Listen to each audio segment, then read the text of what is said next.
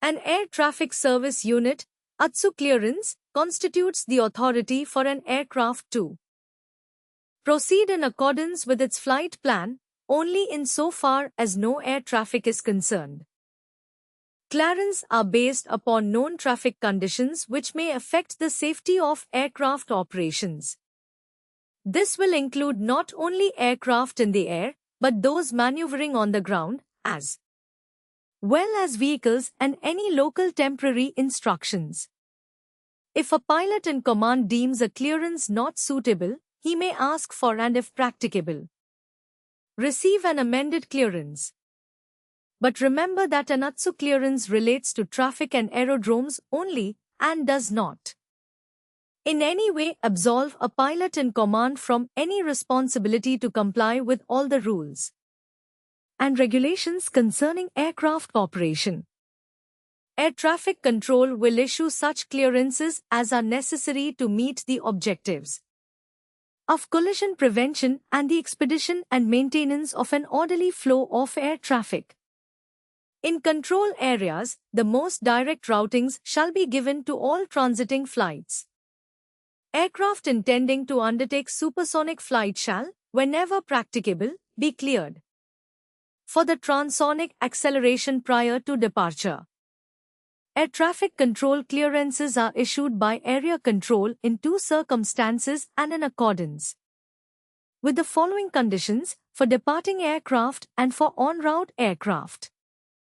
When aircraft are departing an aerodrome, area control centers shall forward a clearance to approach control units or aerodrome control towers with the least possible delay after the receipt of a request is made by these units or prior to such a request if possible. It would be normal practice for air traffic control at the departure aerodrome to contact the Air Traffic Control Center when an aircraft requests engine start or push back and place the clearance on hold. If the clearance is not come through by the time the aircraft requests taxi, then the local air traffic control allows the aircraft to move and the clearance issued when it arrives.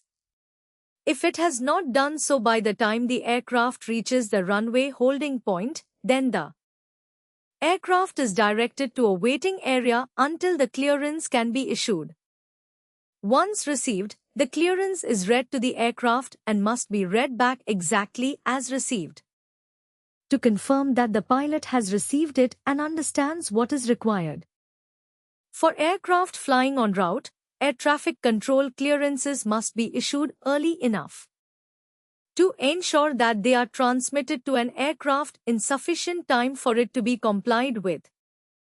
If a pilot requests a cruise climb, clearance will be issued if conditions permit between specific levels or above a specific level. A pilot may request a reduced cruising speed to delay his arrival at a destination. For flights with intermediate stops, clearances will normally be issued for the first destination only. Follow-on clearances will be issued by the Air Traffic Control Center of the flight information region in which the aircraft has landed. Clearances are to contain positive and concise information and shall be phrased in a standard manner. A clearance shall contain in the following order: aircraft identification, clearance limit, route of flight, level or levels of flight for the entire route or part thereof and changes of levels if required, necessary instructions or information on other matters such as SSR, transponder approach and departure maneuvers, communications and time of expiry of the clearance. The route of the flight shall be detailed in each clearance when deemed necessary. The phrase cleared via planned route may be used to describe any route or portion thereof that reflects the submitted flight plan, and sufficient routing details are given to definitely establish the aircraft on its route. The phrases cleared via departure or cleared via arrival may be used to clear aircraft on lay down published departure and arrival routes that have been established by the appropriate ATS authority.